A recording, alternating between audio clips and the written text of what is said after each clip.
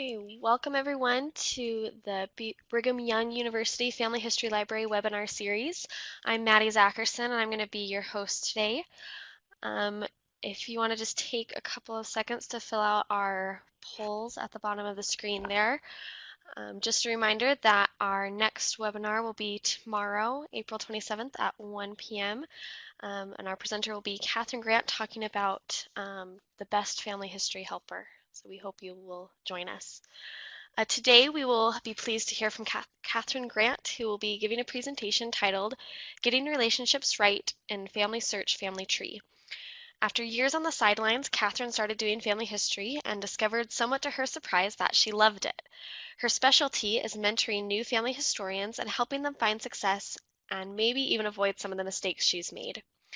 Kathryn teaches Sunday classes at the BYU Family History Library. She also presents at Riverton Saturday seminars and other family history events. Her column on family history ran in the Nauvoo Times for about a year and is still available online. Kathryn works for the LDS Church as a technical writer with a focus on usability and process improvement. Besides family history, she loves uplifting music, thought-provoking books, and spring lilacs. And we'll turn the time over to her now. Welcome everybody to our webinar today on getting relationships right in Family Tree. Let's take a look at what we're going to be covering. We're first of all going to talk about the basics of relationships in Family Tree, just to make sure that we're all on the same page.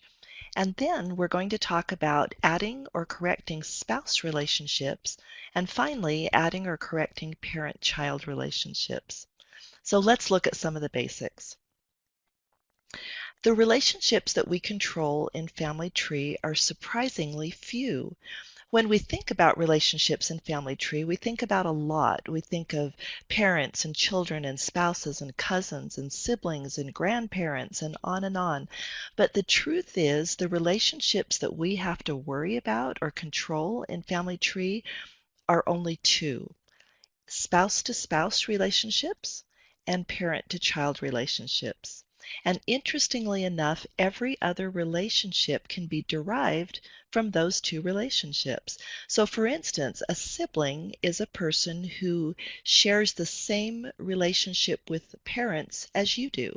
Or a cousin is a person who has a relationship with a parent who is a sibling to one of your parents, and on and on.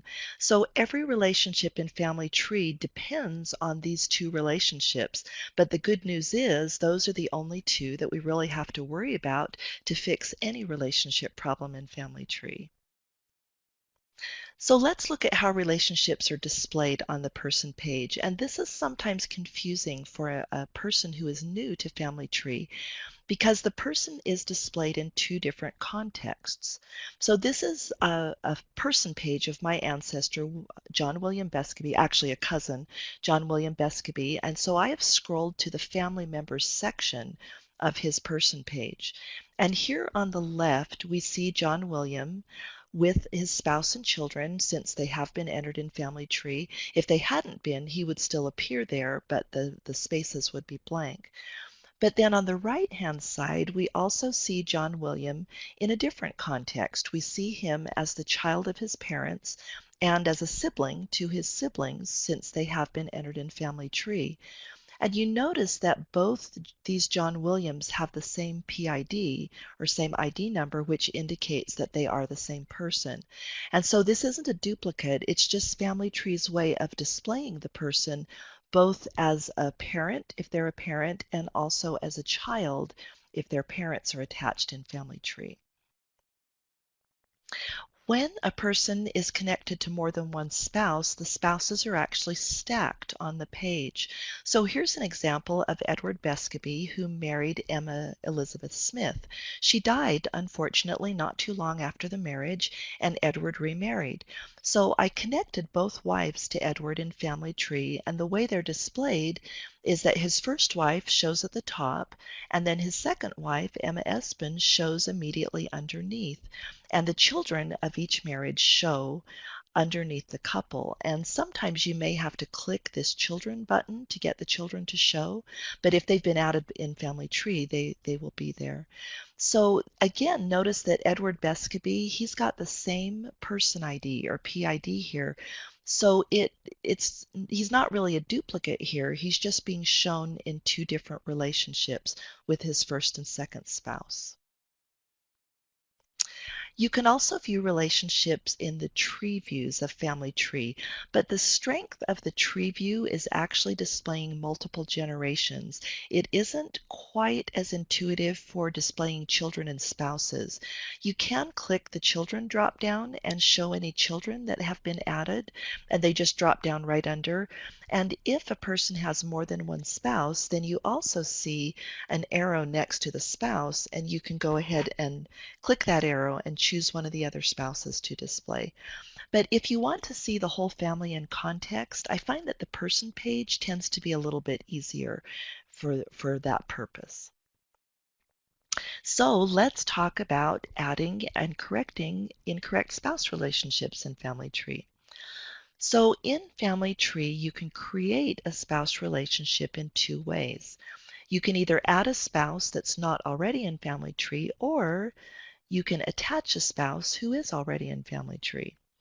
And then because we're human, there's going to be mistakes in Family Tree. So if we need to correct or fix a spouse relationship in Family Tree, then the way we do that is either by removing the spouse completely or by replacing the wrong spouse with the right spouse. And we'll be showing examples of those various ways of fixing things. So if there is no spouse for a person, as in this case, my ancestor George Edward Burt actually does not have a spouse in Family Tree, then you'll see that there's two ways you can add a spouse. You can click this option here, Add or Find Spouse, or you can click this option. If there's no spouse, both of these options actually do exactly the same thing, so it doesn't matter which one you choose. If there's already a spouse in Family Tree, then you notice that option in the couple box goes away, but you do still have this Add Spouse option at the top of the couple. And in this case, you'd use this, for instance, if the person's spouse died and married again and you needed to add that second spouse. So we're going to walk through how we would add a spouse to George Edward Burt. And I had already done the research on this, so I knew that his spouse was named Hannah Benstead, and I knew her parents and so forth. So I'm going to go ahead and click Add or Find Spouse here. When I do that, I get this pop-up screen that lets me either add by ID number if I know it, or search for the person. In this particular case, I don't know the ID number, so I can't use this option. So instead, I'm going to fill in the information that I know about Hannah, and I'm going to search for her and see if she's in Family Tree already. So I've got her names, and I've got her year of birth, birthplace, and then also, because I knew her parents, I wanted to add them in because that will help me get better search results. Now you notice when we were back on that other pop-up screen, the parents were not showing. The way I got them to show was by clicking additional find options. And when I did that, I got these drop-down fields that allowed me to specify the names of her parents.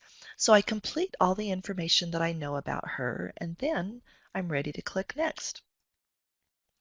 Now this screen sometimes is confusing to people because it's not clear exactly what you're seeing. Sometimes people think that this top thing is one of the search results because it looks just like them, but it actually isn't. This is the information that you entered. And it shows up first, and then underneath, you've got a list of all the possible matches of people who are already in Family Tree. Well, as it happens this time, the person that I'm looking for is already in Family Tree. So I don't need to create a new person. I just need to connect the person that's already there. So I go ahead and click Add Person, and it couldn't be simpler. It just uses the information that I had input and adds Hannah as a new person as a spouse to George Edward Burt. Now, one comment to make here is that I'm a big fan of sources because they're so helpful in distinguishing people in Family Tree. So immediately after adding somebody, I will very often go in and add any available sources that I can find in FamilySearch historical records. So I would strongly encourage that after adding a person. Now you can also add spouses in Tree View. You just click this Add Spouse or Add Husband in this case link, and that will walk you through the same process. But again, I really prefer to add spouses from the person page just because I can see the context of the family better. So there's nothing wrong with adding the spouse here, but you may find it more helpful to do that from the person page. Now here we've got an example of a wrong spouse that has been connected to somebody. If your family is like mine, you may find that they reuse names over and over and over. So I have found probably 3 Frances Grant Bescobys, which is a pretty unique name. I've actually got in the Bescoby line, I've actually got a lot of John Bescobys and William Bescobys. But even this with this fairly unique name, I've got more than one of this name.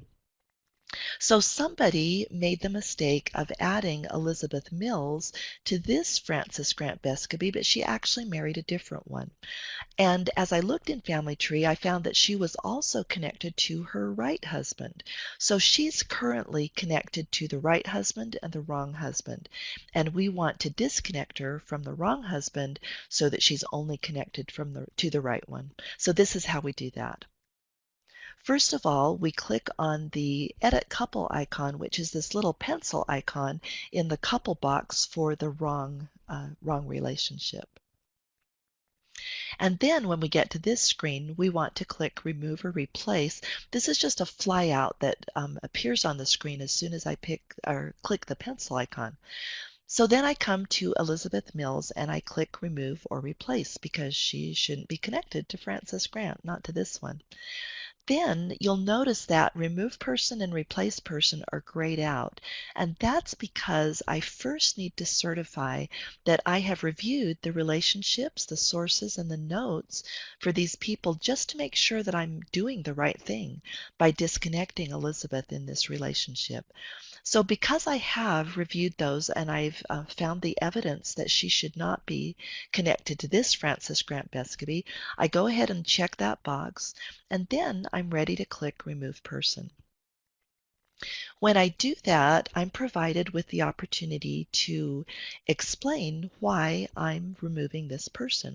So here I've typed a reason that I sometimes see when I'm working in Family Tree, and that is just wrong spouse. But my question to you would be, how well does this reason statement explain why the spouse is being removed? Because it's kind of understood that we think they're the wrong spouse because that's why we initiated this removal process. So to just say wrong spouse maybe doesn't provide quite the detail that would be helpful to another person. And also I've found, as those of you who have heard my webinars before know that I've said sometimes I'll go back a couple of years later and wonder why on earth I did something. And if I give myself or give a good reason statement here, then I really appreciate it later on because more than once I've gone back into the change log and wondered what was I thinking when I made this change, and because of a good reason statement, I've been able to tell. So a reason statement like this is probably more helpful. I'm explaining that Elizabeth Mills actually married a different Frances Grant Bescoby, and I always like to put the PIDs or person IDs in here just so there's no question who I'm talking about.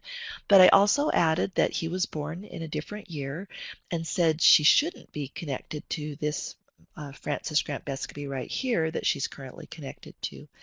So when I've put in a reason statement that I feel will really help people understand why I made the change, then, when that's a more complete explanation, sorry, forgot that was on the slide, and then I go ahead and click Remove.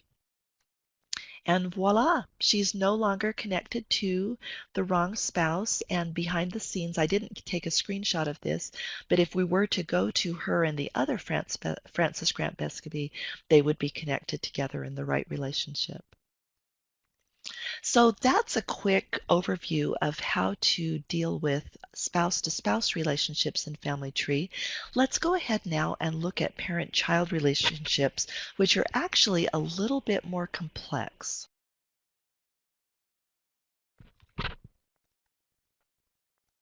So we create a parent-child relationship in Family Tree in one of two ways, either by adding the child to parents or by adding the parents to the child, and we will show you both of those. Then if the parent-child relationship is incorrect, you can correct it in one of two ways. You can either remove the parents completely, or you can replace the incorrect parents with the correct ones. And again, we'll show you examples of both of those. So when I want to add a child, again, you can do this in Tree View, but I find that the easiest way, at least for me, is to go ahead and do it on the person page. So here we're looking at the family member section of the person page. And I am going to click Add Child.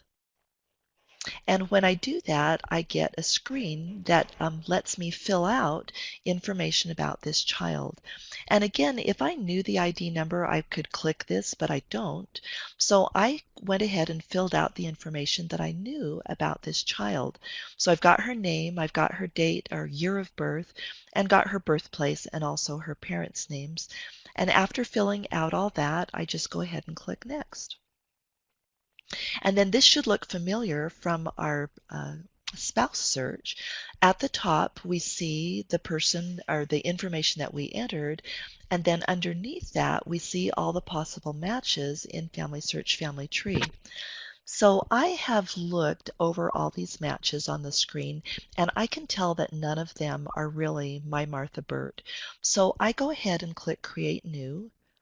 And look how easy that is. She just appears automatically attached as a child of John Burt and Charlotte.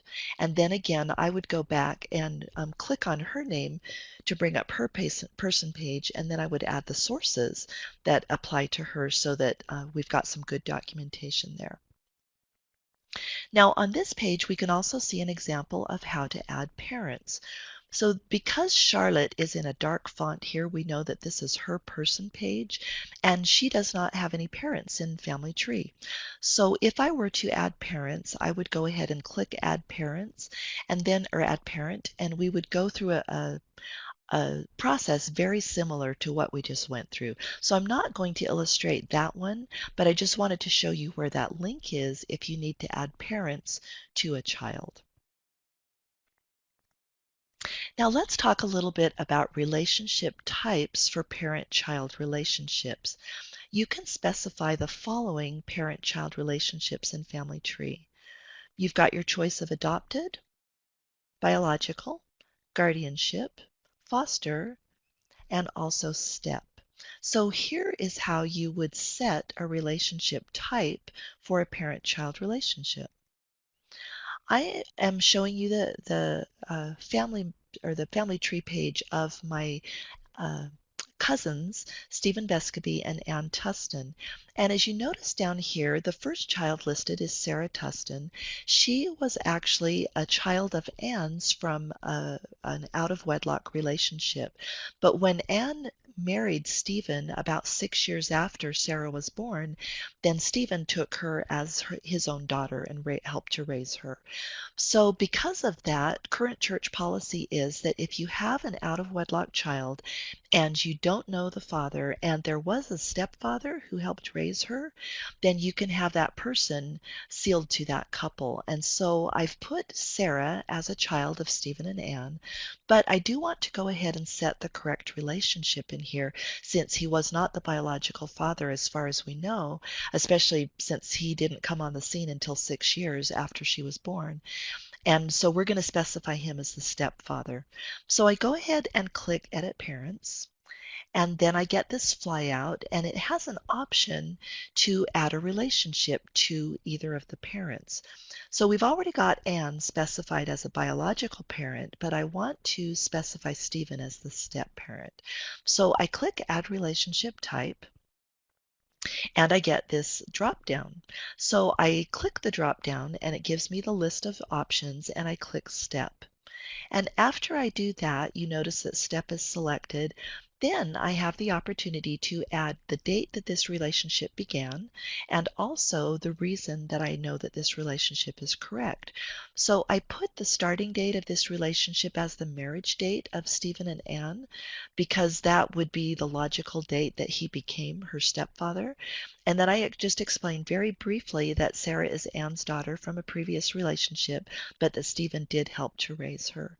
And then when I've got that information filled out, I'm ready to click Save, which I do. And then you notice that the step relationship is shown here in the Father section of the flyout. Now, suppose that I had made a mistake here and I meant to choose, for instance, adoptive or one of the others. I would just click this and I would get back into that editing screen and I would be able to make the changes. Okay, let's talk about how to correct a parent-child relationship.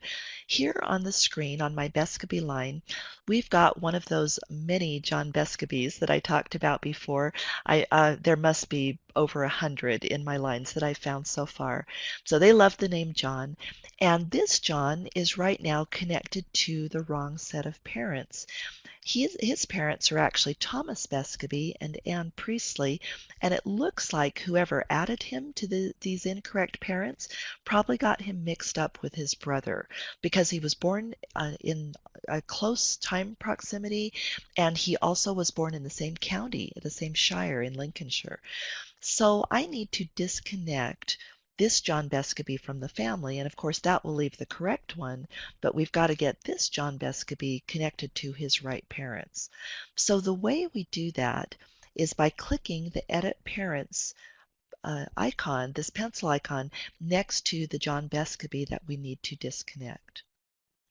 And so we go ahead, and this screen should look familiar.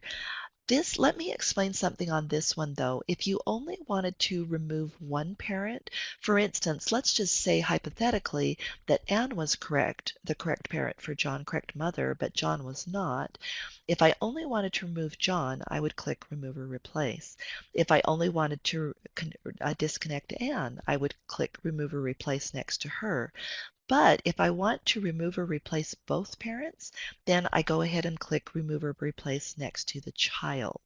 So I'm going to click Remove or Replace here, and then I get this same screen, very similar to the one that we've looked at before, where I need to certify that I have reviewed the relationship sources and notes. I'm not just doing this capriciously, but I have studied it enough to know that this is a correction that really does need to be made. And then after that, I'm going to click Replace Parents because I know who the right parents are. I don't just want to disconnect the parents. I want to make sure he's with the right ones. So I click Replace, and then I get the opportunity to either fill in the information about the parents and search for them, or to fill their ID number. Now in this case, I had already found these parents in Family Tree. They were in and their work was done and everything. And so I just need to click Find by ID number here. So I click that and I put in the number of either of the parents. It doesn't matter which one. In this case, it was the dad. And then I click Next.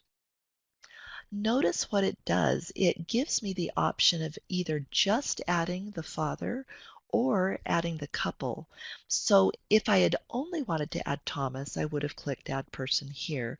But because I want to add both parents at once, then I go ahead and click Add Couple, and then I provide a good reason statement explaining how I know that the two Johns are two different people and that this John really does belong in a different family. And then I go ahead and click Replace. And now John is in his correct family as the child of Thomas and Anne. Last, let's talk about how to correct a looping pedigree.